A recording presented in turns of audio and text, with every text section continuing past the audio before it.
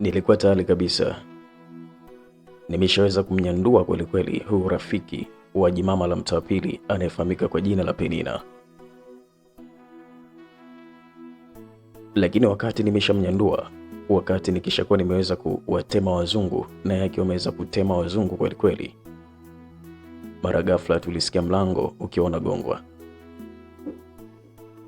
Aliyekuwa anagonga mlango alikuwa si mtu mwingine bali alikuwa ni jimama la mtaa pili anayefahamika kwa jina la Asma, ambao wengi wamezoea sana kumwita jimama Asma. Kiukweli hili jimama ni moja kati ya jimama ambalo liko vizuri sana, na kiukweli limeweza kunikubali kweli kweli mimi, na hata mimi sikutaka kabisa kuweza kuchezea fursa. Nilihakikisha kwamba nalikomoa hili jimama ili kwamba liweze kunipatia kila kitu ambacho nitakuwa mimi nakihitaji. Na kwa hakika jimama hili lilikuwa limeweza kuniambia kwamba litanipatia kila kitu ambacho ninachohitaji. Kwanza liliniahidi kwamba litakwenda kununulia nyumba Masaki, lakini pili gari kali kweli kweli. Sasa siku ya leo nimemtafuna rafiki yake ambaye alikuwa analalamika sana akisema kwamba mume wake ameshindwa kumpa kazi, yani ameshindwa kumpelekea moto vile ambavyo ilikuwa inatakiwa. Asa kidume, wakati bado nikiwa katika harakati za kuweza kufokoa kwa mpalange, mara ghafla tulisikia mlango unagongwa. Na wakati huo ilikuwa ni mambo ya kupelekeana moto kwa mpalange. Nilikuwa na fokoa kweli kweli, nilikuwa na chimba madini kwa mpalange, hasa kwenye mpododo wa huyu Penina ambaye ni rafiki wa jimama la mtaa pili. Baada ya mlango kuweza kugongwa tulistuka sana. Penina kitu cha kwanza alichokifanya alikwenda na kuweza kuwasha CCTV kamera, na baada hapo akachukua nguo zake na kuvaa haraka kisha akalala pale kwenye sofa. Wakati huo akaniamuru kwamba mimi niende kufungua mlango ili kwamba jimama Asma aliweze kuingia.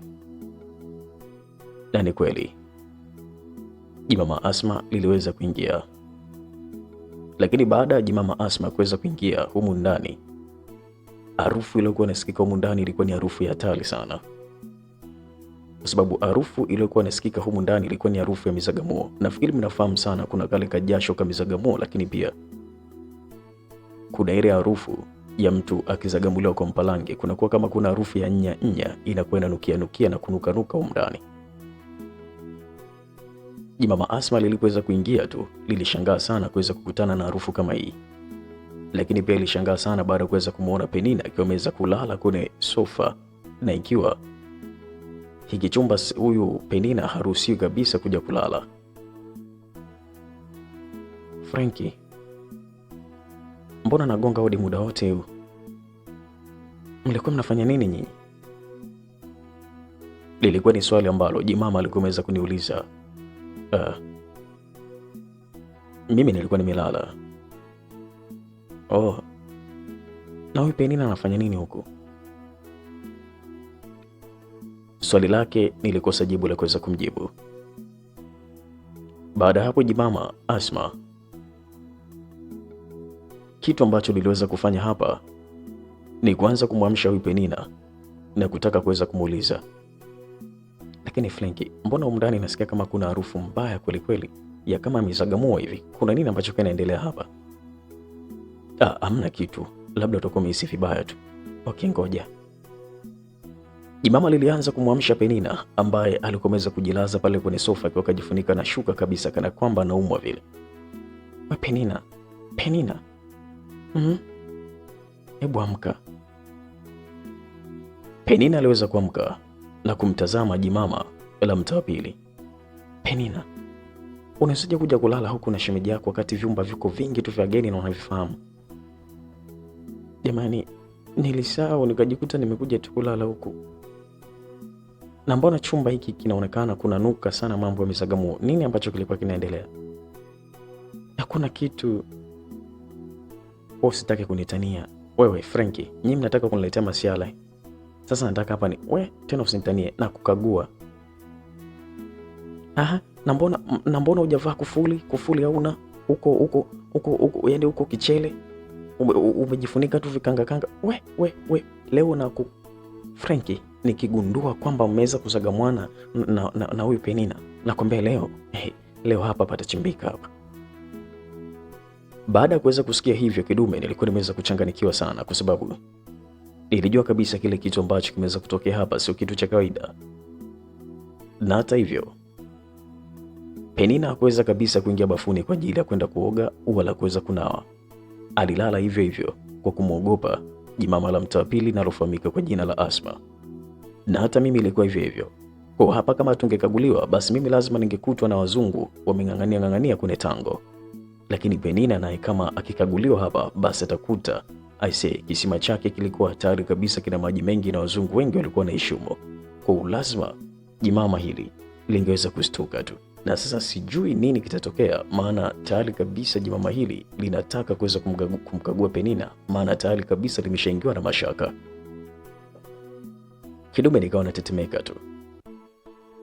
Nilikuwa natetemeka kwa sababu ikigundulika kwamba nimeweza kumzagamua na kumnyandua huyu Penina, basi maisha yangu mimi nitakosa kabisa kile kitu ambacho jimama lilikuwa limeweza kuniahidi. Hapa sijui itakuwaje, nimeshafuruga hapa tamaa hizi. Ilikuwa nikiwaza ndani ya moyo, Penina nakwambia inuka. Ili jamani dada, kwani mimi nimefanya mimi naumwa, najisikia vibaya, ndio maana nimeamua kuja kulala huku. Nimeshakuelewa kwamba unajisikia vibaya, umeamua kuja kulala huku. Nyanyuka nikukague. Usiniletee habari za ushangingi. Mimi mwenyewe ni shangingi kweli kweli. Yeye unataka kuja hapa na kuniibia mume, si ndio? Nyanyuka nimekwambia.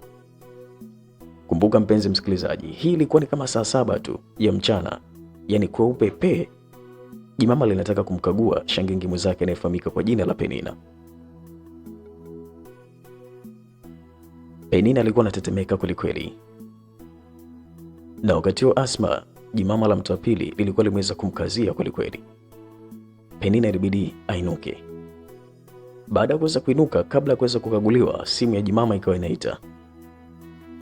Aliinuka na kwenda kuichukua ile simu ambayo ilikuwa inaita. Alipokea. Hello? Bosi, mfanyakazi mwenzetu hapa ofisini amedondoka ghafla na anatokwa na mapovu mdomoni. What? Ni nani huyo? Ni huyu Nashlat. Di. Ilisikika hivyo kwa sababu alikuwa ameweza kuweka loud speaker. Na hatimaye simu kakatwa. Akapiga, akaambiwa namba unayopiga ipatikani. Oh shit. Jamani. Jina hapa sielewi sasa. Frank. Okay, anyway. Mimi naomba kwanza niondoke jamani.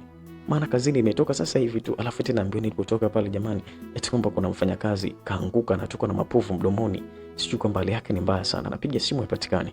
Mimi naona hebu ngoja niwahi jamani. Maana sije katokea pale matatizo ofisini kwangu, alafu mwisho wa siku nikaonekanika kwamba mimi ni mzembe, nimetoa kafara bure, bora nishughulike mwanzo mwisho.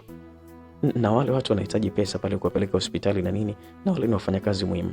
Lakini Penina usiondoke mpaka nirudi nije nikukague. Penina usiondoke nakwambia. Nilihisi moyo wangu ukiwa umeweza kutulia sasa, maana ulikuwa unakwenda mbio kweli. Nilikuwa na kimuemue kweli. Kwa maana jimama alikuwa yuko serious kabisa kumkagua Penina. Na kama angemkagua, unafikiri kwamba angekosa kumkuta na machembe ya mambo ya mezagamuo? Ilikuwa sio rahisi. Lazima angemkuta tu na chembe za vitu kama hivi.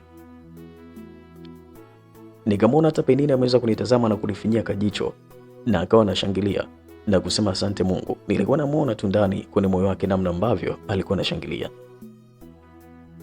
Jimama la mtaa pili lilichukua kimkoba chake, likachukua na simu bila hata kuweza kupumzika. Aliingia kwenye lift, kamshusha mpaka chini, akaenda moja kwa moja mpaka nje, akaingia kwenye gari na kuliwasha, kisha kasepa na kuweza kuelekea moja kwa moja ofisini kwake, ambako tayari kabisa alikuwa ameweza kupokea taarifa ya kwamba kuna mmoja kati ya wafanyakazi wake ameanguka na povu linamtoka mdomoni. Basi alivyoweza kusepa tu ndipo nikaanza kumsikia Penina akiwa anazungumza. Asante Mungu. Sio ingekwaje hii siku ya leo? Au Frank, unaonaje hii siku ya leo ingekwaje?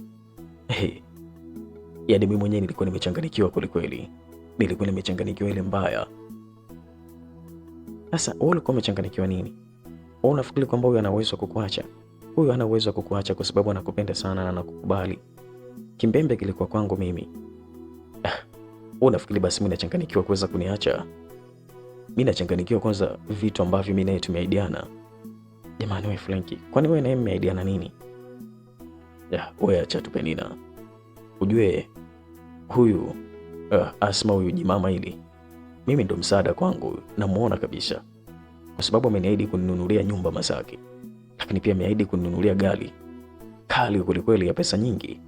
Sasa nikileta hapa ufuragizi, basi naweza nikapoteza kila kitu. Ndio maana umeona kwamba nilikuwa nina stress sana muda ule ambapo alikuwa anataka kukagua wewe. Kwa kumbe ndio kwaidi vitu hivyo. Okay, tuachane nayo. Kiukweli Frankie, wewe ni kidume na nusu ese. Yaani kwa jinsi ambavyo umeweza kunipeleka mputa. Yaani hapa hata sitamani tena. Yaani natamani kama ningeendelea kukaa hapa ili kwamba kila ninapokutaka wewe unanitimizia kile ninachokitaka. Frankie, hivi tutafanyaje kwamba ili mimi na wewe tuendelee kuwa pamoja? Mimi sielewi. Lakini nafikiri kwamba utaratibu unaujua. Kwa hiyo kama unataka mimi na wewe tuendelee kuwa pamoja, basi tafuta utaratibu mzuri, lakini kwa hapa mimi nafikiri inatosha. Ni bora tu ukasepa, maana kama akirudi huyo mambo yatakuwa mengi sana. Okay, Frankie, mimi kiukweli sijielewi. Nitaondoka, lakini naomba basi uje nyumbani. Maana pale nyumbani naishi mimi na mume wangu, alafu mume wangu ni mtu wa harakati sana. Kwa nini usingekuja tuishi pale? Penina, yaani unaanza kuletea tena drama mimi. Yaani mimi nitoke hapa nije kuishi tena kwako. Yaani nije kuishi kwako kwa wewe mtu ambaye sijui una mume na nini. Hivi wewe unajielewa kweli? Jamani, mimi sijielewi hapa, nimechanganyikiwa ndo maana hivyo. Sasa wewe unataka tufanyeje? Sikiliza kama unataka mambo ya mizagamuo, yaani unataka mimi niwe na kunyandua kila time ambayo utakuwa unaitaka, nunua nyumba. Alafu kisha nunua nyumba, hati ya nyumba nipatie mimi. Enzeni mimi nitakuwa naishi hapo, na kila unapokuwa unataka utakuwa unakuja hapo. Lakini sio kuniambia bali za mimi nije kwako. Yaani bado unataka kuniingiza kwenye matatizo. Yaani nitoke kwa mtu ambaye hana mwanaume nije kwako wewe kwa mtu mwenye mwanaume. Hivi unaona naingia akilini kweli hiyo? Swala la nyumba, okay, usijali, nitanunua kwa ajili yako. Lakini niahidi kwamba Frankie utakuwa na mimi kweli? Nitakuwa na wewe. Na vipi kuhusu huyu Asma mshangazi wako, ili jimama la mtaa pili? Sikiliza. Nikiona kwamba ahadi zake zitimii, alafu umeshatimiza ahadi, ninaachana naye tu, kwa sababu mimi sina cha kupoteza kwenye haya maisha, kwa sababu mimi najivunia bako langu ina uwezo wa kumfikisha mtu popote anapotaka. Kwa hiyo kama atashindwa kuweza kutimiza kile ambacho mimi nakihitaji, nafikiri kwamba it is your time, kwamba wewe utatimiziwa kama utatimiza kile ambacho mimi nakitaka. Nimeshakwambia, nunua nyumba, nunua na gari, paki hapo, alafu nipe surprise, nipatie kadi na kila kitu. Mimi nakuwa wako tu, naachana naye. Kwani mimi kwake natafuta nini? Hivi wewe ukiniangalia mimi, kwake huyu naweza nikatafuta nini? Mimi hakuna kitu ambacho napoteza. Okay, basi mimi nitafanya hivyo kwa ajili yako. Lakini naomba usije kaniangusha kwa hilo. Tafadhali sana, Frankie, sijui kama unanielewa. Usijali Penina, ujaribu kufanya hivyo ambavyo mimi nimekuelekeza tu. Na kila kitu kitakuwa sawa Penina.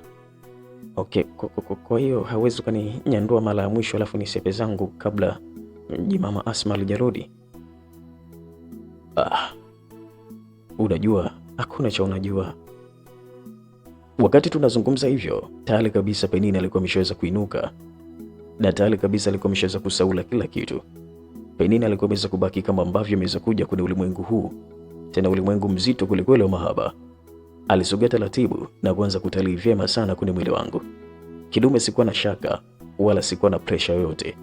Kwa sababu kwanza Penina ameshanipatia milioni 2. Na nimeshampa adhabu ya kutosha kulikweli. Na sasa alikuwa anataka tena cha mwisho ili aweze kusepa. Kiukweli Frankie, wewe ni hatari sana. Sijawahi kukutana na mtu kama wewe. Yaani kila nikikaa naona mizuka inapanda tu. Yaani mizuka inakuja mpaka kwenye ubongo na kunivuruga. Alikuwa anazungumza hivi akiwa karibu kabisa na mimi, huku nikiwa namtazama. Macho yake yalikuwa yanazungumza kabisa. Ukiacha mdomo ambao ulikuwa unazungumza, hata macho yalikuwa yanazungumza kabisa kwamba kweli Penina alikuwa ameshaweza kudata na mambo yangu ya mizagamuo. Mara ghafla na mimi mizuka ilikuwa tayari imeshaweza kunipanda kwenye kichwa na tayari kabisa nilikuwa nimeweza kuchanganyikiwa. Penina alipeleka mkono na kuweza kulikamata tango ambalo lilikuwa tayari kabisa limeshaanza kusumbua kwelikweli. Siamini kama nitakuja kuwa na wewe, yaani nitapokuwa nataka kutafuna tango niloletafuna muda wote ambao mimi nataka.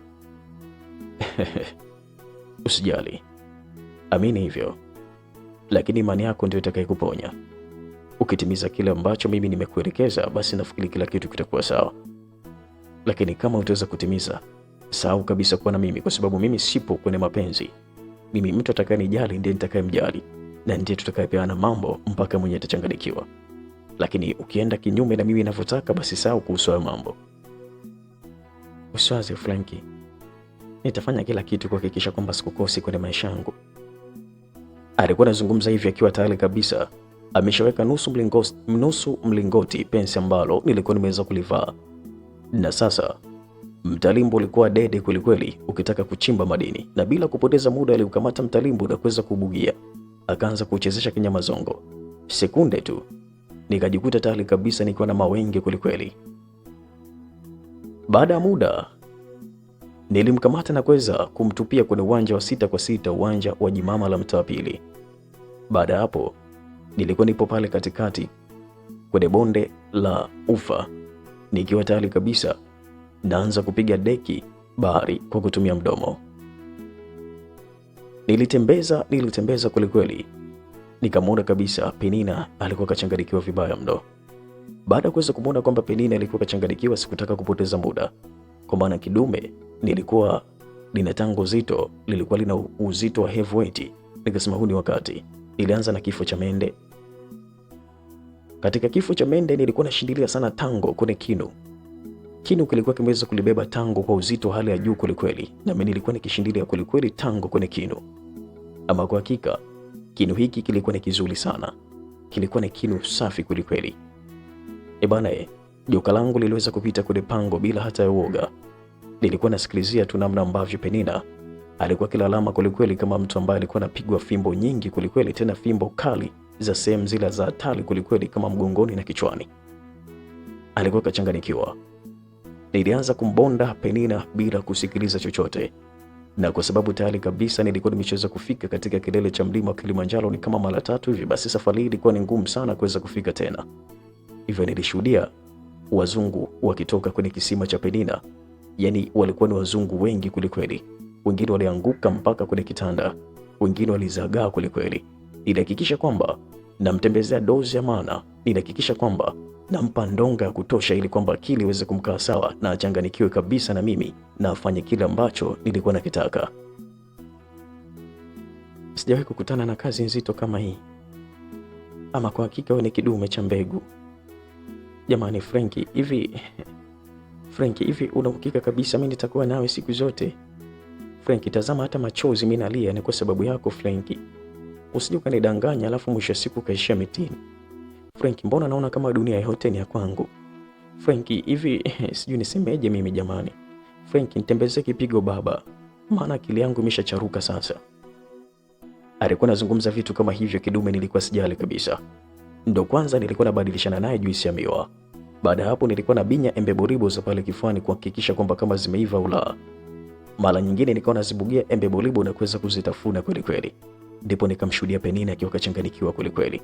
Macho alikuwa anageuza ayafumbe mara ayafumbue.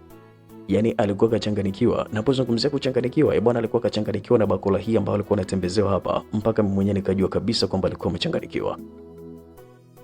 Baada ya kuweza kumwona kwamba Penina alikuwa ameweza kuchanganyikiwa kweli kweli, nikasema huyu dawa yake sasa namweka ile kitu inayoitwa bwana chuma mboga au mbuzi kagoma kwenda, ili kwamba akili iweze kumkaa sawa. Sasa nilivyoweza kuweka vitu kama ni kumweka kwenye stili kama hizo za mbuzi kagoma kwenda, unafikiri kwamba nilipoteza muda? Sasa hapa nikawa natandika bakola kwa mpalange, alafu natandika bakola kwenye ikulu. Yani ilikuwa ni kipigo juu ya kipigo. Nilikuwa na saga na kukoboa. Penina alichanganyikiwa kweli kweli. Penina alivurugwa. Penina aliamwaga mauno kama dansi wa Kikongo. Penina aliamwaga mauno kama wale wanaocheza vigoma mtaani. Alichanganyikiwa. Penina jasho linamtoka, japo kulikuwa kuna fulu kiyoyozi, lakini jasho lilikuwa linamtoka balaa. Ilikuwa ni hatari mpenzi msikilizaji. Penina alikuwa kachanganyikiwa. Sasa ukija kwangu mimi ndo hatari kabisa, nilikuwa nimevurugwa, sio kuchanganyikiwa tu. Kidume sifiki katika kilele cha mlima wa Kilimanjaro, lakini Mikito na kipigo ambacho nilikuwa nakitoa hapa kilikuwa sio kipigo cha nchi, kilikuwa ni kipigo cha hatari ambacho Penina alikuwa nakipokea. Penina alikuwa kachanganikiwa kweli kweli. Ilifika time mpaka chachandu zote nilikuwa nimeweza kuzikata kwa sababu ya mizuka mingi ambayo ilikuwa tayari kabisa ipo kwenye ubongo wangu. Penina alikuwa kachanganikiwa, sikwambia mtu mpenzi msikilizaji. Bwana mpenzi msikilizaji, unasikiliza hii simulizi kali ya Jimama la Mtaa wa Pili. Bwana, ngoja nikupe tangazo fupi kidogo. Kama wewe ni mpenzi wa kutazama mambo yetu yale ya kupelekeana moto ya kibongo na ya kizungu, basi tuna grupu letu pale WhatsApp linalohusika na mambo ya kibongo na ya kizungu. Yaani ukija pale WhatsApp tunakuunga na grupu letu, unaanza kupata video kali kweli kweli za kibongo na za kizungu, watu wakipelekeana moto kweli kweli bila hata ya uoga. Yaani hizi simulizi ambazo unasikiliza sasa, kule ukija unaungwa kwenye grupu alafu unatazama live bila chenga, watu wakipelekeana moto. Bwana, ni mpenzi na unapenda mambo hayo ya mizagamu, mambo ya kupelekeana moto ya kibongo na ya kizungu, kuyatazama live bila chenga, basi mpenzi msikilizaji, ni wakati wako sasa kuhakikisha kwamba unakuja pale WhatsApp, lakini gharama yake ni shilingi 15,000 kuungwa na grupu letu kubwa kabisa linalohusika na mambo ya mizagamuo. Nimeshakwambia gharama yake ni shilingi 15,000 ili kwamba uje pale WhatsApp ni kuunge na grupu letu kubwa kabisa linalohusika na mambo ya kuweza kuzagamuana, mambo ya kunyendoana ya kibongo na ya kizungu, kanga tukanga, kanga moko, yani ni full madozi tu pale WhatsApp. Sasa kama 15,000 unayo na unapenda vitu kama hivyo, njoo pale WhatsApp kwa namba hii 07827197 mwisho ni 94. Bana, hiyo ni namba ya kuja pale WhatsApp ili kwamba uweze kupata burudani ambazo wenzako wanaendelea kuzipata. Changamka, njoo pale WhatsApp na 15,000 mkononi. Namba nimeshakwambia ni 07827197 na mwisho ni 94. Changamka, njoo pale WhatsApp ili kwamba uweze kupata burudani. Wenzako na enjoy, umebaki wewe tu. Ukija pale sema oi, nahitaji kuungwa na grupu la mambo yetu yale, utapewa namba kulipia, na baada ya hapo ukishalipia unaungwa muda huo, na muda huo ndani ya grupu unaanza kupokea mambo mazito kweli kweli. Na utakuwa ukitazama mambo mazito, mambo ya kupelekana moto ya live bila chenga, utakuwa ukitazama ndani ya grupu kila siku, utakuwa unatazama mambo hayo, na ni mwezi mzima ndipo utalipia tena. Yani baada ya kuungwa kama ni leo, basi tarehe kama leo ndo tarehe ambayo utalipia tena. Yani mwezi ukiisha ndo unalipia tena. Uone kwamba hiyo ni moja kati ya ofa kubwa sana. Yani 15,000 yako tunatazama mambo mwezi mzima. Changamka, njoo pale WhatsApp tunakusubiri wewe. Bwana, hii simulizi inaitwa Jimama la Mtaa wa Pili, na leo tupo katika sehemu ya 6. Mpenzi msikilizaji, tunazidi kusongesha gurudumu. Sasa kama ndo mara yako ya kwanza, basi hakikisha kwamba unabonyeza neno subscribe na gusa alama kengele ili kuwa mtu wa kwanza kabisa kuweza kuhakikisha kwamba unapata simulizi zetu pale ambapo tunakuwa tunaziachia. Bwana, tunazidi kusonga na huu mzigo. Make sure kwamba unabonyeza neno like, lakini pia unashare kwenye magrupu na wenzako uendelee kupata burudani kama ambavyo wewe unazipata. Tunasonga na huu mzigo mkali kweli kweli. Basi baada muda nilishuhudia kabisa Penina alikuwa yuko hoi bin tabani sana, na hii ni mara baada ya kuweza kupigwa kipigo kikali, kipigo kisichokuwa hata na pumziko. Kilikuwa ni kipigo kizito kweli kweli ambacho kilizidi kumvuruga na kumpoteza network kabisa huyu Penina. Alikuwa yuko hoi bin tabani akiwa kajilaza katika uwanja wa mapambano, nami nilikuwa nimejilaza katika uwanja wa mapambano wa 6x6, uwanja wa Jimama la Mtaa wa Pili, na ndipo stories hapa na pale zikaanza. Yani kiukweli Frankie, we ni noma. Umegundua kwamba mimi ni noma Kweli, we ni noma Frankie, yani uchoki, unapiga kipigo kama cha mbwa mwizi. Unajua mpenzi msikilizaji, sikiliza nikwambie. Unapokutana na demu, bwana, unapoamua kumpa kisago, basi mpe kisago cha mbwa mwizi. Usimpe kisago alafu unakuwa kama unamuofiofia. Atakucheka na kuweza kukuzalau kweli kweli. Sasa mimi ninapokutana na show kama hizi, lazima nionyeshe kisago. Alafu sikiliza nikwambie. Kuwa na bakora kubwa sio kwamba ndio kuweza kuitumia vizuri. Kuna washikaji wana bakora kubwa alafu mwisho siku anaishia kimoko tu na unakuwa kochari kabisa. Unaweza kuwa na bakora ya wastani na ikawa na uwezo mkubwa kutandika bakora muda mwingi bila hata kuweza kuvunjika. Asa kukutana na chance kama hizo, basi hakikisha kwamba bakora yako wewe itumie bakora tu. Usijizarau kwamba ili mbona ni beti 46 alafu mimi ni kagali kadogodogo ka pick up. No, unaweza kuwa ni ka pick up alafu kabeba beti 46 na likakubali. Inategemea na ujazo, inategemea na tano ulizokuwa nazo. Kiukweli Penina alikuwa ameweza kupiga saluti kubwa sana. Sasa mimi nilikuwa nimeweza kujaliwa bakola nzito, lakini pia nilikuwa na kipigo cha maana. Kwa hiyo ilikuwa ni ngumu sana kuweza kukutana na demu huyo yote alafu nikamzagamua, alafu mwisho wa siku itakanikimbia. Hiyo ilikuwa ni ngumu. Demu alikuwa akizagamuliwa na mimi, lazima ajae na lazima akubali kila kitu. Na hivyo ndivyo ilivyokuwa kwa hawa wote ambao nimewatembezea moto. Usijali, kikubwa fuata maelekezo, follow the instruction, kwamba nini nimekuelekeza. Baada ya kuweza kufollow hicho kitu ambacho nimekuelekeza, basi kila kitu kitakuwa sawa tu. Lakini kama utaweza kufuata vile ambavyo nimekuelekeza, aise, bakola kama hizi utazisikia kwenye bomba. Yani lazima nihakikishe nitafanya kila kitu mpaka nihakikishe kwamba bakola hizi naendelea kuzipata kila siku. Okay. Mimi nafikiri kwamba tumeshapiga stori sana Penina. Kumbuka mara kwanza tumenusurika hapa kuweza kufumwa.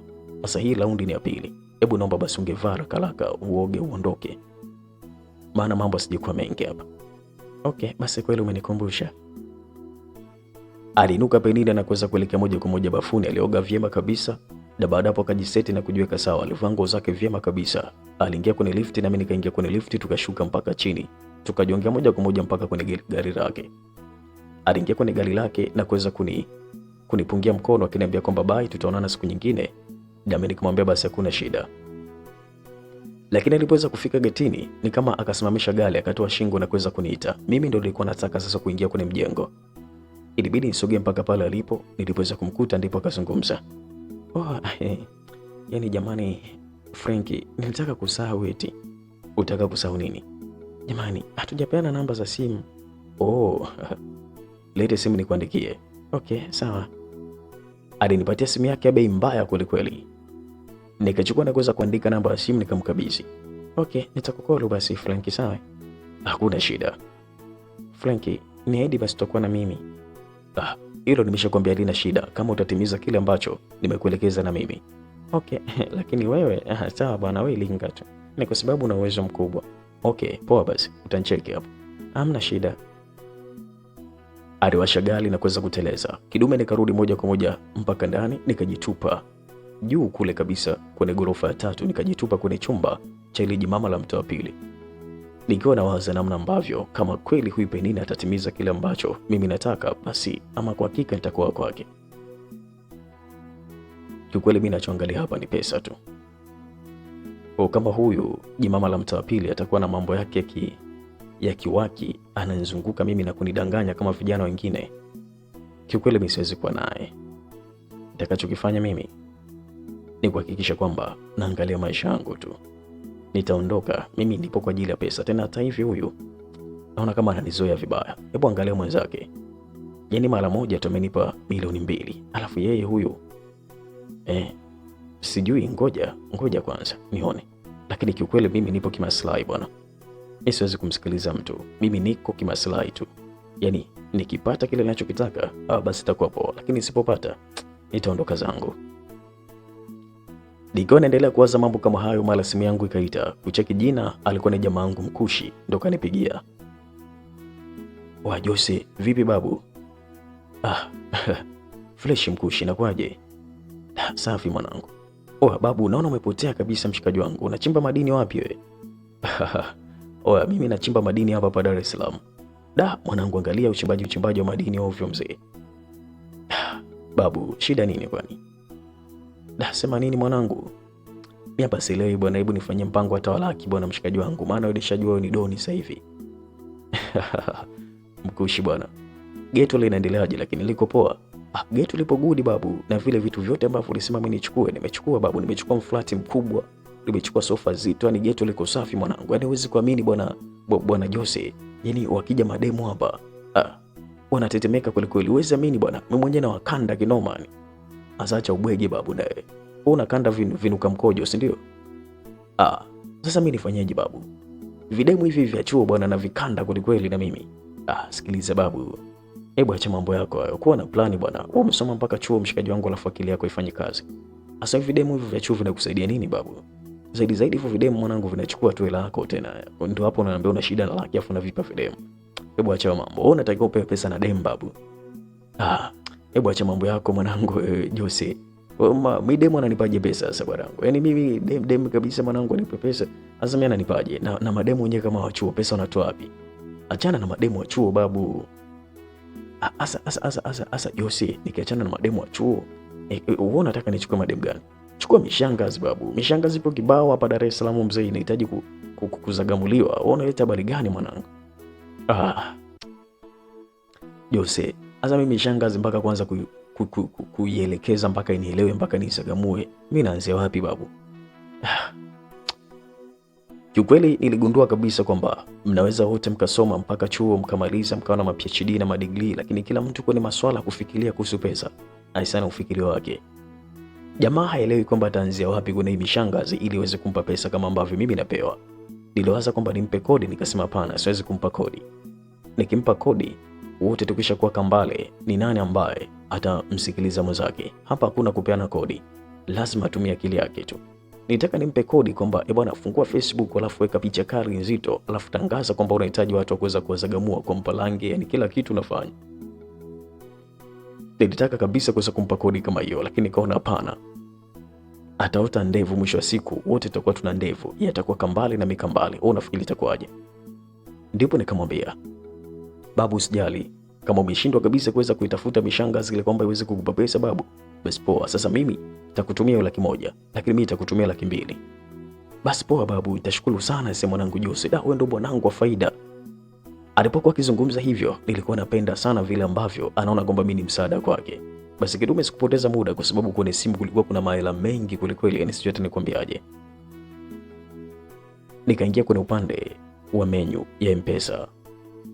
Nilipoweza kuingia kwenye upande wa menu ya M-Pesa, mapema sana nikaingiza namba mshikaji wangu, baada hapo nikamsendia kama 250 hivi. Jamaa aliweza kufika tu, akanicheki na kuweza kufurahi kweli kweli. I say, Mungu akubariki sana mwanangu Jose. Jose mwanangu, wewe mwanangu wa faida kabisa mwanangu. 250 babu, najua lote ilikali mwanangu. Usiwaze babu, vitu vya kawaida. Okay Jose, kwa hiyo wewe unarudi lini sasa hapa maskani? Mimi maskani hapo usiwaze. Tena baada ya siku kadhaa hizi nitakuchukua na kuweza kukupeleka kwenye mjengo wangu mpya kabisa ambao unanunuliwa. Wacha wewe Jose, acha mambo yako bwana. Babu uamini. Na kuamini wewe tena. Ndio hivyo babu, basi baadaye bwana.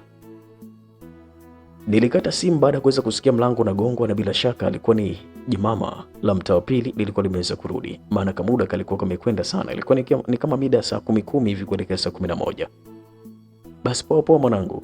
Alikata simu mkushi na mimi nikakata simu. Alafu jimama la mtaa wa pili likaingia. Jimama hilo, karibu. Asante. Huyu Penina uko wapi? Penina ameondoka. Ameondoka? Kwa nini ameondoka bila hata kunipigia simu? Na ameondokaje na alisema naumwa? Kiukweli mimi sijajua kwamba kwa nini ameondoka na ameondokaje, lakini ni wazi kabisa kwamba ameondoka. Sawa. Niambie nini kinachoendelea hapa? Hakuna kinachoendelea. Okay, sawa.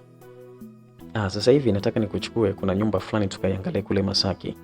Sawa? Basi sawa, hamna shida. Okay, jiandae na mimi nataka nijiandae kwa sababu siku ya leo hii imekuwa ni siku ambayo ina mambo mengi sana. Sawa. Na vipi kuhusu mgonjwa ambaye umeenda kumwangalia huko? Mgonjwa hali yake inaendelea vizuri japo sio sana. Shida ilikuwa nini? Shida inasemekana kwamba alikunywa sumu. Alikunywa sumu? Ni kwa sababu ya mapenzi. Unajua vidada bwana vinadataga sana. Sasa unajua kwa mfano kama wewe hapo. Wewe jamani, wewe Frank, wewe ukikutana na vidada kama hivyo, vinaweza vikanywa hata sumu. Na hii ndio inatokea. Kwa kanywa sumu kwa sababu ya nini? Kanywa sumu kwa sababu ya mtu wake, sio kamkuta na mtu mwingine kwa kapagawa, kanywa sumu. Asimpe pole sana, lakini mwambie pia asijaribu tena kufanya vitu kama hivyo. Wanasikia basi hawa vijana sasa hivi wao wanachowazaga ni mambo hayo tu. Hebu tuachane na hayo, jiandae twende tukaiangalie nyumba moja Masaki, kuna dalali nimeweza kuongea naye. Basi sawa. Nilifurahi sana baada ya kuweza kusikia kwamba tunakwenda kuitazama nyumba Masaki, alafu kuna dalali kabisa kashaongea naye. Nilioga vyema kabisa na kuvaa vizuri. Na nilioga vyema na kuvaa vizuri. Umeshakula? Bado sijala. Tutaenda kula huko hotelini. Tuliondoka na kuweza kushuka chini, tukaingia kwenye gari na kuweza kusema. Tulikwenda kwenye hoteli moja matata kule kweli. Tulichili pale na kuweza kuagiza msosi. Aliagiza mavitu mengi, mabaga, si manini, majuisi, mavitu kibao kule kweli, bei juu, nyama ndio asikwambie mtu. Nyama mbuzi, yani ilikuwa ni hatari sana. Kula tu Frank, wala siogope. Hivi. Nataka nikuulize kitu Asma. Uliza tu, wala usijali Frank. Hivi ni kweli unanipenda? Jamani, sina maana nataka sasa hivi watu wenzetu Masaki tukaiangalia hiyo nyumba. Kuna dalali hapa anakuja sasa hivi. Bado hujajibu swali langu. Unanipenda? Jamani Frank, kufanya hivyo tu ni kwamba nakupenda. Sasa unataka mpaka nijibu kweli? Okay, basi sawa. Sina uhakika na wewe kama unanipenda. Yaani mimi mpaka nazungumza hivi ni kwa sababu nahisi kama pengine labda ukaona ni raga ila gai tu, alafu mwisho siku kaniachia baharini. Sijali kuhusu hilo. Mimi nakupenda na naomba tupendane. Basi sawa, mimi nimefurahi sana kusikia hivyo. Hata mimi nimefurahi pia. Basi tukawa tunaendelea kula hapa na baada ya muda dalali aliweza kufika hapa. Bosco, karibu. Asante. Nafikiri kwamba mko tayari sasa. Tunaweza tukaondoka, si ndio? Sisi tumeshakula hapa. Kama una ujala agiza. No bosi, mimi nishakula. Okay, tuanze tu. Tuliingia kwenye ndinga na hatimaye tukaanza kuelekea Masaki kwa ajili ya kwenda kucheki mjengo mkali ambao alikuwa ameweza kununulia. Ni kweli bwana, tulifika moja kwa moja mpaka kwenye mjengo mkali kweli kweli, sikwambie mtu mpenzi msikilizaji. Ulikuwa na swimming pool, ulikuwa na majimu, ulikuwa na kila kitu, mpaka furniture zile za ndani zimeachwa na ni kali kweli kweli. Kuna mflati mkubwa kweli kweli kama inchi 45 hivi. Surprise. Alizungumza hivyo hujimama la mtaa wa pili. Unasema surprise kivipi wakati ikiwa nyumba hii bado hatujainunua? Frankie, hivi unavyoniangalia mimi ninaweza tena nikaanza kukuleta hapa alafu ndo tuelewane bei? Hii nyumba ni ya kwako. Nilishafanya kila kitu. Mimi nikajua labda hivi vitu kuna mtu alikuwa anaishi hapa kwa ukaviacha. No. Huwezi kununua nyumba na vitu vya ndani. Hivi vitu vyote vipi unavyoviona. Na hata hivyo kuna repair ambazo zimefanyika na ndo kama unavyoona hii nyumba. Vipi, umeipenda? Nimeipenda. Okay, basi surprise, karibu sana. Bosco, nafikiri sasa huu ni wakati wa inabidi tusaini hapa. Tusaini na niweze kumpatia hati zake za nyumba huyu. Basi sawa, lakini bosi hapa kwa kusaini hivi inakuwa ngumu, lakini anyway tusaini alafu mambo mengine yataendelea. Basi sawa. Zililetwa hati za nyumba na hatimaye nikasaini kwa jina langu. Nilisaini vyema kabisa. Nikamaliza kusaini vizuri kabisa na Bosco akatia saini na kila kitu, na jimama la mtapili likatia saini, na baada hapo kila kitu kikawa sawa. Frankie, kwanza sasa hii nyumba ni yako. Nashukuru sana nashukuru sana. Huyu unayemwona hapa ni dalali, lakini pia nimemtumia kama shahidi ili kwamba athibitishe na aone na uelewe kwamba kuanzia sasa hii nyumba ni ya kwako. Nashukuru sana bosi. Jamani, unaniita bosi tena? Nashukuru sana mpenzi. Hata mimi nashukuru pia. Okay, basi sawa. Tulipoweza kumaliza kusaini hapa, Bosco alihitaji kuondoka. Alipatiwa kama 300,000 hivi. Bosco akasepa zake. Tukabaki mimi na huyu jimama la mtaa wa pili. Baada muda niliona kuna gari 2 zimeletwa na washikaji na kupakiwa pale nje zikiwa mpya kabisa. Surprise. Nini tena? Twende nje. Niliinuka na kuweza kuongozana na ile jimama la mtaa wa pili mpaka nje. Kufika nikakuta Prado kali, lakini pia nikakutana na V8 kali kweli kweli. Gari za gharama ya juu kweli kweli ziko hapa. Wow. Usishangae. Hizi gari ni za kwako. Hizi gari ni za kwako Frankie. Siamini macho yangu. Yaani mimi natembelea gari hizi kweli? Utatembelea gari hizo, si unaweza kuendesha? Kiukweli katika jambo ambalo namshukuru Mungu ni kwamba nilipokuwa chuo aisee, nimeendesha sana gari za marafiki zangu. Kwa mimi kwenye masuala ya gari aisee kuendesha, niko poa sana. Naweza kuendesha mimi. Una leseni kabisa? Leseni sina, lakini magari nimejifunza mpaka kutengeneza gari, sijui kama nini, yani vyote mimi naweza. Basi sawa. Walishuka wale madereva ambao walikomeza kuja na hizo gari, na baada hapo akamkabidhi funguo. Madam, funguo hizi hapa. Na kadi za gari hizi hapa. Okay, asanteni. Njooni ndani. Tuliingia ndani na wale washikaji. Baada hapo, washikaji wakasaini, mimi nikasaini. Na jimama alikasaini pia. Okay. Frankie, kuanzia leo gari zile 2 za kwako na sio zile tu. Nitahakikisha kwamba nakupatia kuna gari nyingine kali zaidi. Kama utaendelea kuwa mtulivu, kuna gari ya hela nyingi sana. Gari gani hiyo? Nataka nikuletee Rolls Royce. Nataka nikuletee na G-Wagon. Nataka nikuletee na BMW. Kiukweli alitaja magari ya gharama sana. Lakini hivi imekwaje unafanya mambo yote hayo? Katika maisha yangu nimeishi kwa kutafuta vitu. Okay, anyway, ngoja hawa tumalizane nao waondoke. Vijana hamna shida. Alisema kule pochi yake na kuweza kutoa kama 600,000 hivi. Akawapa vijana wakagawane. Walishukuru sana. Walitoka mpaka nje wakaagiza Uber ikaja kuwachukua wakasepa maeneo haya. Tukabaki mimi na ile jimama la mtaa wa pili. Okay, muda ule nilikuwa sijamalizia. Bwana mpenzi msikilizaji, nazidi kukupa tangazo zuri, tangazo safi kabisa ambalo kama ukilisikiliza kwa umakini basi utakuwa unapata burudani hapa kwenye simulizi na utakuwa unapata burudani kule WhatsApp. Iko hivi. Kama wewe ni mpenzi wa kutazama mambo yetu yale ya kupelekeana moto, yaani unapenda sana kutazama live bila chenga video za kibongo na za kizungu. Bwana, mambo hayo yako pale WhatsApp. Tuna grupu letu kali kabisa ambalo tunahakikisha kwamba watu mashabiki zetu wale kuwepo kwenye channel bomba kabisa wanakuja pale WhatsApp, tunawaunga, wanapata burudani kwenye grupu letu kwa bei poa kabisa ya shilingi 15,000 kama ofa.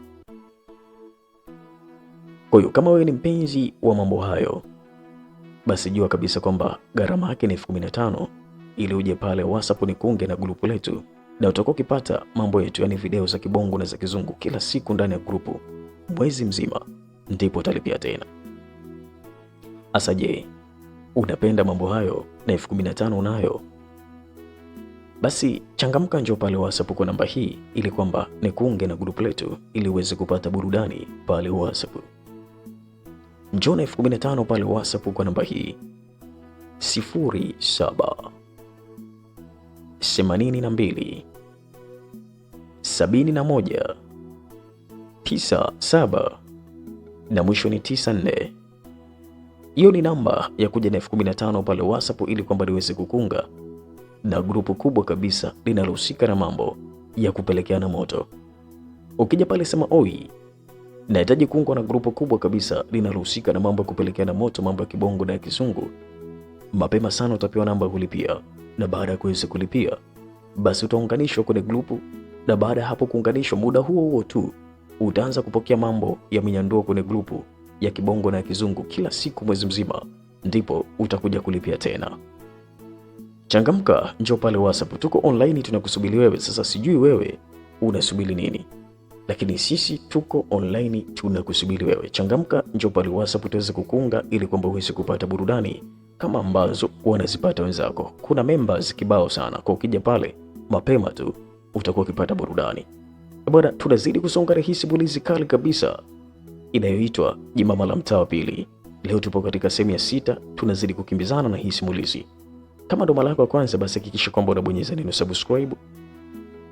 Lakini kama tayari upo kwenye ile grupu, basi hakikisha kwamba una share, una like, una comment ili kwamba tuweze kujua kwamba ni mfuatiliaji wa hii simulizi. Basi tunazidi kusonga isi. Tulipiga stori nyingi sana na hatimaye gari zilikuwa tayari zimeweza kufika, na bila shaka ilibidi kwamba tuweze kuifungulia hii nyumba. Tunaifunguliaje hii nyumba? Tunaibariki vipi? Basi nyumba hii tulipanga kuibariki kwa kuweza kusaga mwana tu, na kweli bwana, niliweza kuondoka na jimama la mtaa pili. Tulikwenda kwenye moja kati ya chumba kilikuwa kikali kule kweli. Nyumba hii inavyokuelekeza mpenzi msikilizaji, ni ya ghorofa 2, yani kama ile nyumba ya Konde Boy, yani kwamba chini kuna floor ya kwanza, alafu kuna floor ya pili kwa juu kabisa, alafu kuna swimming pool ya kuogelea, yani kuna kila kitu ese. Yani ukiwa hapa I say sijui nikuelekezaje. Ghafla tu kwenye maisha yangu nikaanza kugundua na kuweza kuona kabisa kwamba maisha yangu yamebadilika ghafla sana. Bwana, mitandao unaweza kuitumia vizuri ikabadilisha maisha yako, lakini mitandao unaweza kuitumia vibaya ikayaharibu kabisa maisha yako. Kwa upande wangu mimi, mitandao ilikomeza kubadilisha maisha ghafla kabisa. Yani ghafla kweli, nikawa na pesa mingi, nikawa doni, yani sielewi hata hiki kismart kimetoka wapi. Basi tuliingia moja kwa moja mpaka kwenye room kali kweli ambayo ilikuwa na flati kubwa na kila kitu. Na nilipoweza kukagua vizuri, niligundua kabisa kwamba hata hapa pia kulikuwa kuna CCTV kamera zimeshawekwa. Kwa ilikuwa ni hatari sana. Madam, hebu ngoja nikuulize kitu. Uliza tu wala usiogope. Hivi, mbona naona hizi CCTV kamera zipo hapa? Hizi zinatumiwaje? Hizi kuna sehemu unakwenda unaziwasha, kuna sehemu unaweza kuzizima. Kwa furaha kabisa, madam jimama la mtaa pili aliweza kuzungumza hivyo, na alikwenda akanionyesha sehemu zote ambazo naweza nikatumia CCTV kamera kwa kuzima, hata kwa kuendelea kuiacha ziendelee kuwaka. Na hapo ndipo nilipogundua kwamba kumbe kuna uwezekaniko wa kuweza kuzizima zisifanye kazi, na kuna uwezekaniko wa kuweza kuziwasha.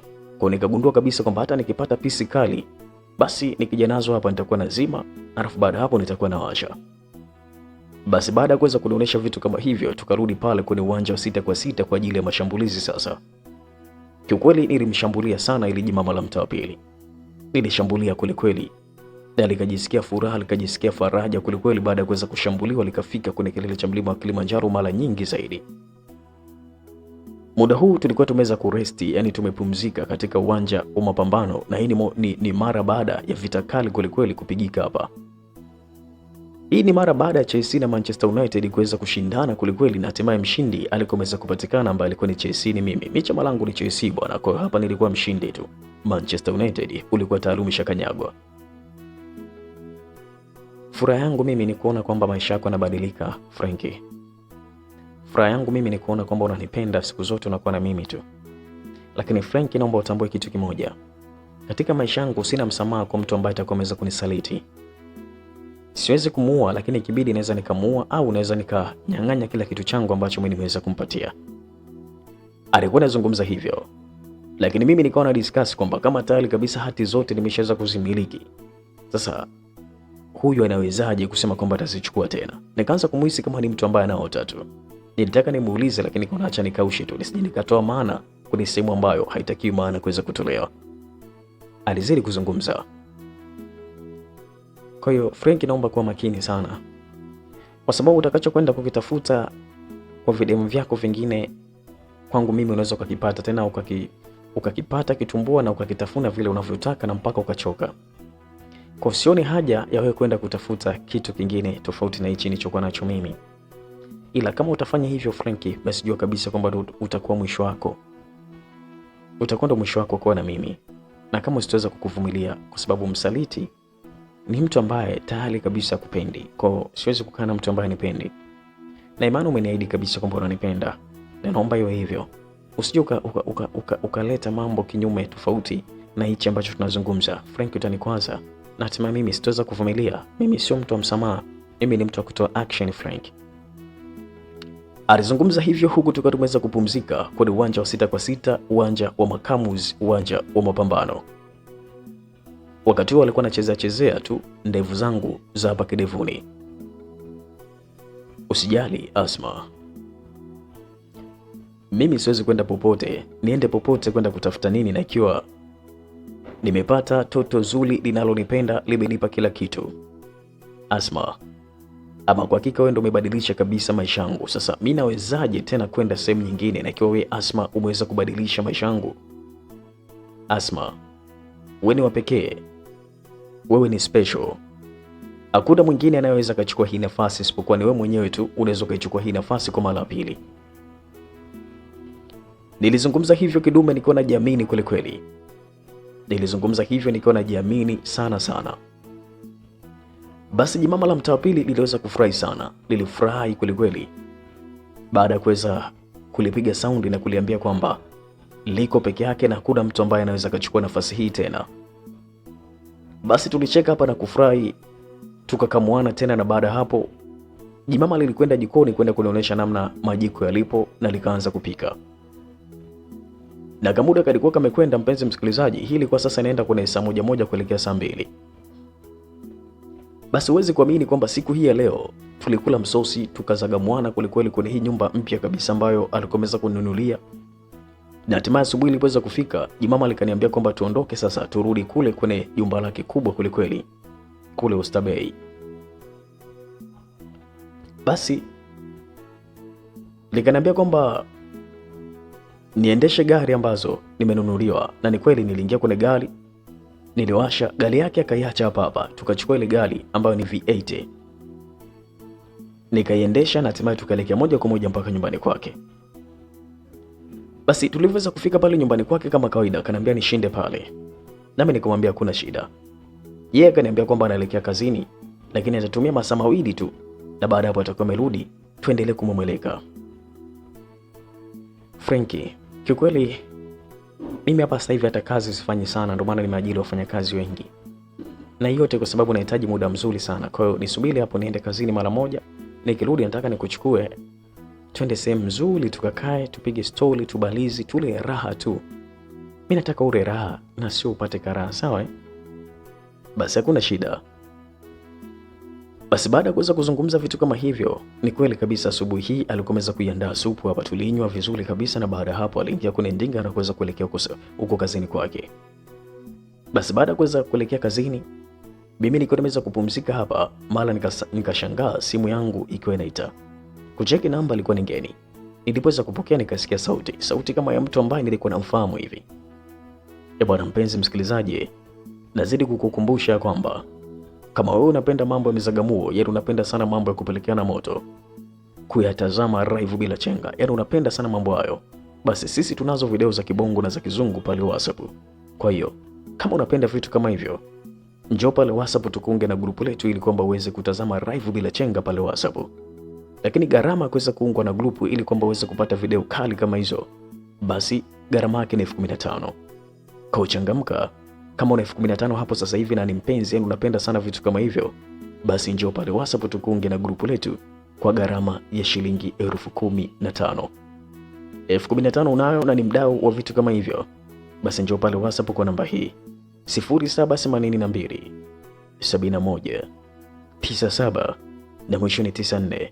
Hiyo ni namba kuja pale WhatsApp ili kwamba uweze kuja kupata burudani za kutazama mambo ya kupelekeana moto live bila chenga. Changamka, tuko online, tunakusubiri wewe. Sasa sijui wewe unasubiri nini tena, wakati sisi tunakusubiri wewe ili tukuunge uweze kupata burudani. Ukija pale WhatsApp sema oi, nahitaji kuungwa na grupu kubwa kabisa la mambo ya kupelekeana moto. Mapema sana utapewa namba kulipia, na baada ya kuweza kulipia utaungwa kwenye grupu na utaanza kupokea mambo ya mizagamuo kila siku mwezi mzima, na ndipo mwezi ukisha utalipia tena. Changamka, ni ofa hiyo. Sasa usije ukazubazuba, oho utakuta mwana sio wako. Tunazidi kusonga na huu mzigo mkali kabisa ambao unaitwa Jimama la Mtaa wa Pili. Leo tupo katika sehemu ya 6, tunasonga kama hivi. Basi nilipoweza kupokea ndipo nikasikia sauti kama ya mtu ambaye nilikuwa namfahamu, na kusikiliza vizuri nikagundua kabisa kwamba alikuwa ni Penina. Ala? Alo. Frankie, mambo? Poa tu. Nani hapo? Jamani, hata sauti tu ijui. Sauti. Nielekeze bwana, ni nani? Okay, ni mimi. Wewe nani? Mimi Penina. Nilihisi tu kwamba utakuwa Penina. Okay, Penina, niambie. Safi tu, vipi, umenikumbuka? Nimekukumbuka sana. Mbona ulikuwa hujanipigia Penina? Hebu acha masiala bwana. Yaani namba zako za simu nilikuwa sijachukua. Nilikupa za kwangu tu. Okay, sawa, vipi, uko wapi? Niko nyumbani hapa. Jimama lako limeondoka? Ya, limeondoka. Okay, sasa kuna mpango hapa nataka niufanye ili kwamba nitafute nyumba. Kwa hiyo muda wote nitakuhitaji ili twende tukaitazame, sawa? Kama utaipenda basi niweze kulipia. Oh, okay, hamna shida.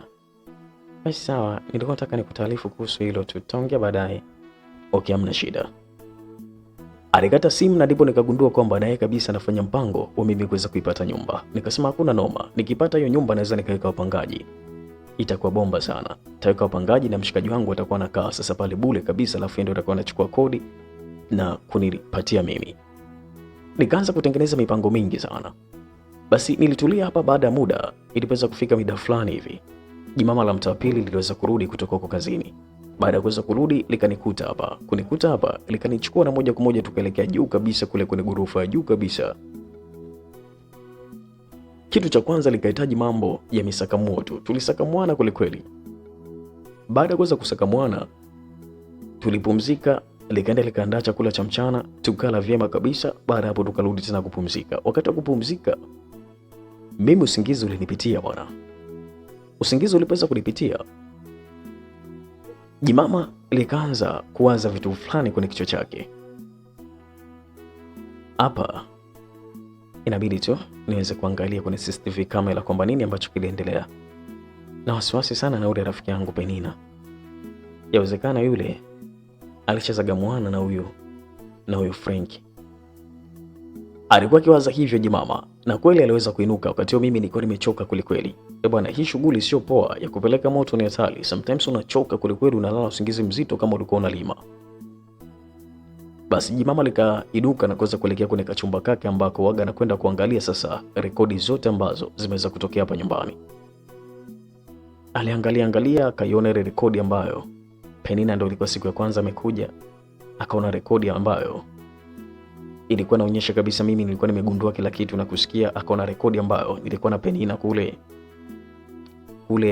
gym, na nilivyokuwa na Penina kule gym, maneno yote tuliyozungumza aliweza kuyasikiliza.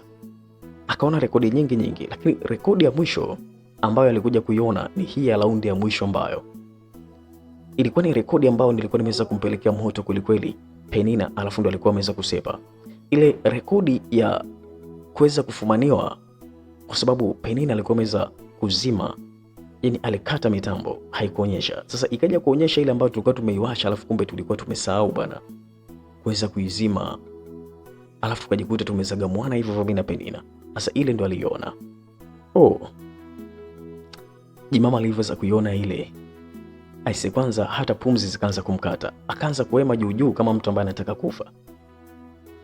Baada ya muda akatulia, akaanza kuwaza vitu. Mungu wangu, na maana vitu vyote ambavyo mimi nafanya kwa Franki, bado ameamua kuweza kutoka na huyu kimada huyu shangingi huyu. Hivi huyu Franki apewe nini? Ama kwa hakika nimeamini kwamba kunguru afugiki. Kunguru afugiki. Ngoja. Alinuka jimama na kuja kuniamsha. Franki. Hebu amka. Jamani, kuna nini? Mbona tunamshana kwa vurugu namna hiyo? Nimeshakwambia amka. Iliamka kidume nikiwa natetemeka kweli. Jamani, baby, kuna nini? Mbona sikuelewi? Twende huku. Jimama alikanichukua na kuweza kunipeleka moja kwa moja mpaka kwenye chumba chake. Nilipoweza kuingia nikakuta alipiga pause ile video ambayo tulikuwa tunazagamuana mimi na Penina. Baada ya kufika pale akairuhusu. Unaweza kuniambia kwa nini mlikuwa mnafanya kitu kama hichi tena kwenye nyumba yangu, kwenye kitanda changu, kwenye kila kitu? Hivi wewe unanichukuliaje mimi? Jimama alikuwa limechanganikiwa. Kidume nikatoa macho. Moyoni nikasema hapa nimekwisha. Nimjibu nini sasa? Mbona sielewi?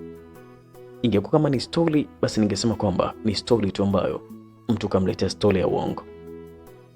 Lakini sasa hii ni live bila chenga natazama. Yaani kama vile mtu kaja pale WhatsApp kaungu alafu anatazama live bila chenga alafu useme sio wewe, wakati sura inaonyesha ni wewe na kila kitu. Nilichoka sana. Nilichoka zaidi ya kuchoka kwa baba yenu Clement Mwandambo. Yaani mimi nilichoka kuliko hata Clement Mwandambo. Nikasema kanini haka? Kanini haka? Nikajikuta nimechanganikiwa, mpenzi msikilizaji. Na hata hapa napokuambia kwamba sielewi niweze kumjibu nini na sielewi hatima yangu ya mimi na madam itakuwaje. Je, atanifukuza hapa kwake? vipi kuhusu vitu alivyonipa? Kiukweli nilikuwa nimechanganyikiwa, jicho limenitoka. Jicho limenitoka kwelikweli mpenzi msikilizaji, sielewi, yani nimevurugwa mpaka nimevurugwa tena. Bana, kama wewe ni mpenzi wa kutazama yale mambo yetu ya kupelekeana moto ya kibongo na ya kizungu, basi njoo pale WhatsApp tukuunge na grupu letu ambalo linahusika na vitu kama hivyo. Pale utatazama live bila chenga. Hapo unapata simulizi, la ukija kule bwana ni live bila chenga. Unaona watu wakipelekeana moto kwa mpalange na kila kitu. Kwa kama wewe ni mpenzi wa vitu kama hivyo, basi changamka, njoo pale WhatsApp mapema sana. Sasa hivi tuko online, tunakusubiri wewe. Gharama yake ni shilingi 15,000 tu. Je, unayo hapo sasa hivi? Basi changamka, njoo pale WhatsApp kwa namba hii na 15,000 mkononi, ili kwamba tuweze kukunga na grupu letu kubwa kabisa linalohusika na mambo ya kupelekeana moto. Kama 15,000 unayo, chukua namba hii 0782 7197 na mwisho ni 94. 0782 7197 na mwisho ni 94. Hiyo ni namba, kuja pale WhatsApp na 15,000 mkononi, ili kwamba niweze kukunga na grupu letu kubwa kabisa linalohusika na mambo ya kupelekeana moto tu ya kibongo na ya kizungu. Changamka, tuko nje ya muda, tunakusubiri wewe. Bwana, simulizi yetu hii ya Jimama la Mtaa wa Pili katika sehemu ya 6 bwana imeweza kuishia hapa. Tukutane katika sehemu ya 7 kuweza kujua nini kitakachoendelea. Je, mambo ni mambo au mambo sio mambo? Tukutane katika sehemu ya 7. Kwa sehemu ya 6 tumeishia hapa. Je, sehemu ya 7 inasemaje? Tukutane huko. Kama bado hujabonyeza neno subscribe, ni wakati wako. Bonyeza neno subscribe, gusa alama kengele ili kuwa mtu kwanza kabisa kupata simulizi zetu pale tunapoziachia, na utakometisha sana. Lakini usiache kushare, kucomment na kulike, na utakometisha kweli kweli. Bwana, mimi nasema asanteni. Tukutane katika sehemu ya 7 kuweza kujua nini kitakachoendelea katika hii simulizi nzuri tamu na tena ya kusisimua kweli kweli.